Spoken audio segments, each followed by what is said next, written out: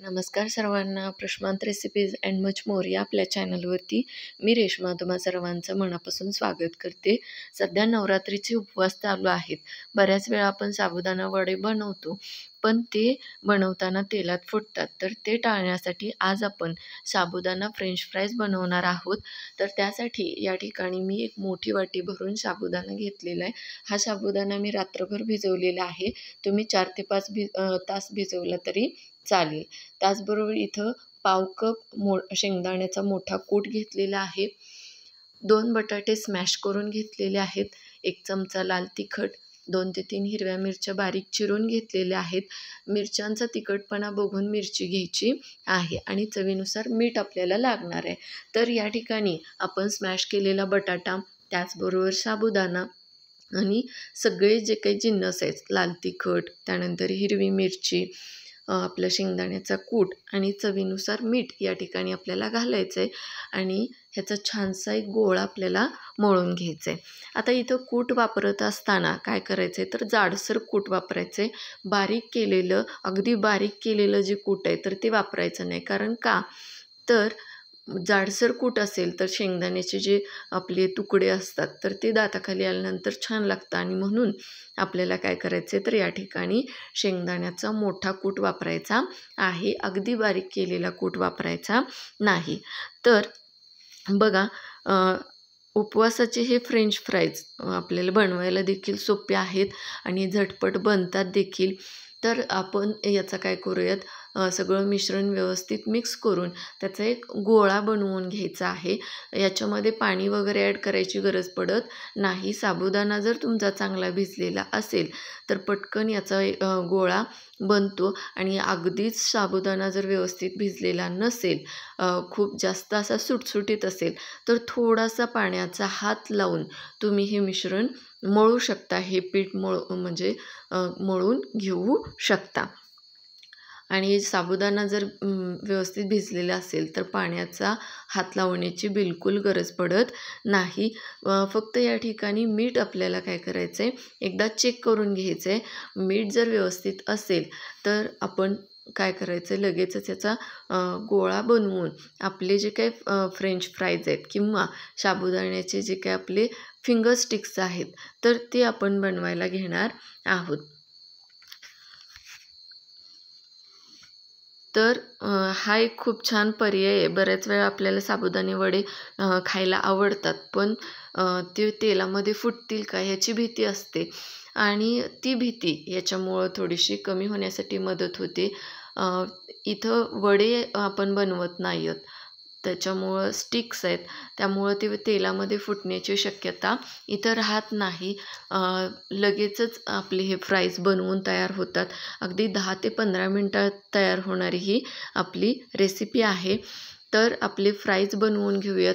ते पिठाचा छान गोळा बनवून घेतलेला आहे. थोडंसं जे शिल्लक राहिलेलं कूट होतं तर ते कूटसुद्धा मी या ठिकाणी ॲड केलेलं आहे. बघा, मस्त असा गोळा तयार झाला आहे आणि आपलं तुपाचा थोडासा हात मी इथं घेते. आणखी एक म्हणजे तुम्हाला जर लिंबू ॲड केलेला आवडत असेल तर या ठिकाणी तुम्ही लिंबूसुद्धा थोडासा वापरू शकता.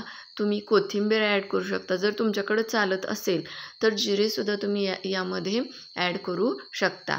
तर सगळ्यात अगोदर तर या मिश्रणाचा असा मुटका बनवून घ्यायचा आहे आणि आपल्याला हव्या त्या तेवढी लांबी ठेवून त्याला असा काय करायचं, आपल्याला फ्राईजसारखा आकार देऊन घ्यायचा आहे.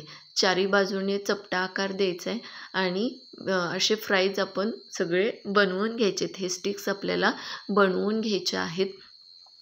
तर बघा, असं मुटका बनवून घ्यायचा. सर्वात अगोदर आपल्याला त्याची किती लांबी हवी आहे त्याच्यानुसार त्याची लांबी ठेवायची आणि असा चारी बाजूनं व्यवस्थित चपटा करून त्याला आपल्याला स्टिकचा आकार द्यायचा आहे. तर वरचं टोक, खालचं टोक, तर इथं सुद्धा आपल्याला काय करायचं आहे, चपटं करून घ्यायचं आहे त्याचा आकार, म्हणजे ते स्टिक्ससाठी दिसतील.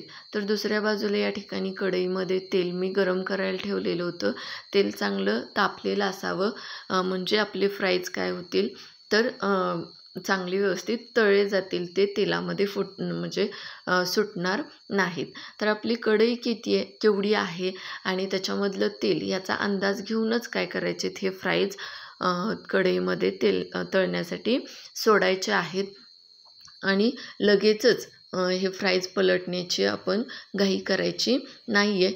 चांगले आपले हे फ्राईज काय झाले पाहिजेत, तर थोडासा त्याला कडकपणा आला पाहिजे आणि तेलाचे जे बुडबुडे आहेत तर ते थोडेसे कमी झालेले दिसले की मग आपण काय करणार आहोत, तर हे फ्राईज आपल्याला पलटून घ्यायचे आहेत.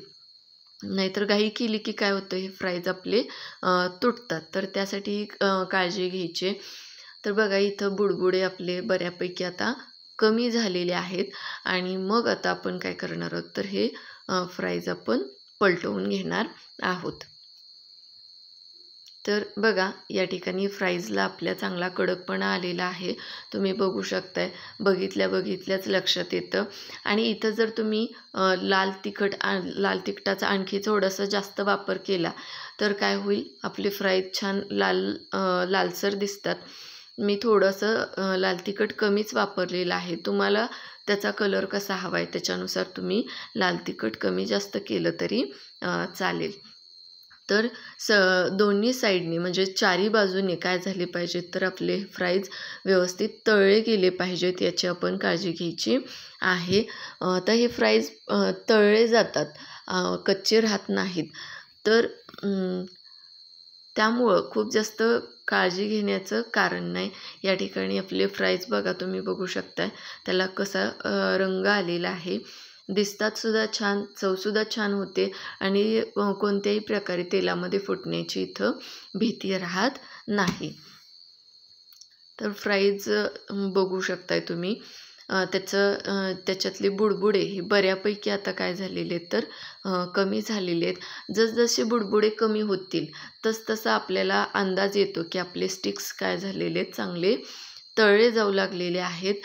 जेव्हा सुरुवातीला आपण हे स्टिक्स तेलामध्ये सोडलेले होते तर त्यावेळेस तेलाचे बुडबुडे आणि आत्ता जर तुम्ही पाहिलं तर तेलाचे बुडबुडे कमी झालेले आहेत, खूप जास्त कमी झालेले आहेत आणि आपल्या स्टिक्सला छान रंगसुद्धा आलेला आहे. तुम्हाला जवळून दाखवते बघा.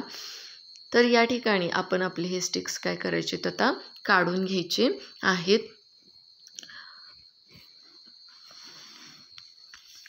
तर बघा हे फिंगर फ्राईज चांगले 2 ते 3 तास कुरकुरीत राहतात. शिवाय करायला देखील सोपे आहेत. अगदी 10 ते 15 मिनटामध्ये बनवून तयार होतात आणि खायला देखील छान लागतात. तर तुम्हीसुद्धा ही रेसिपी नक्की ट्राय करा आणि कशी झाली ते कमेंट बॉक्समध्ये मला सांगायला विसरू नका. आणि अजूनही चॅनलला आपल्या सबस्क्राईब केलं नसेल तर चॅनलला सबस्क्राईब करा, लाईक करा आणि शेजारील जे बेल आयकॉन आहे तर त्यावरती क्लिक करा. नंतर अशाच रेसिपीसह भेटूयात. तोपर्यंत धन्यवाद.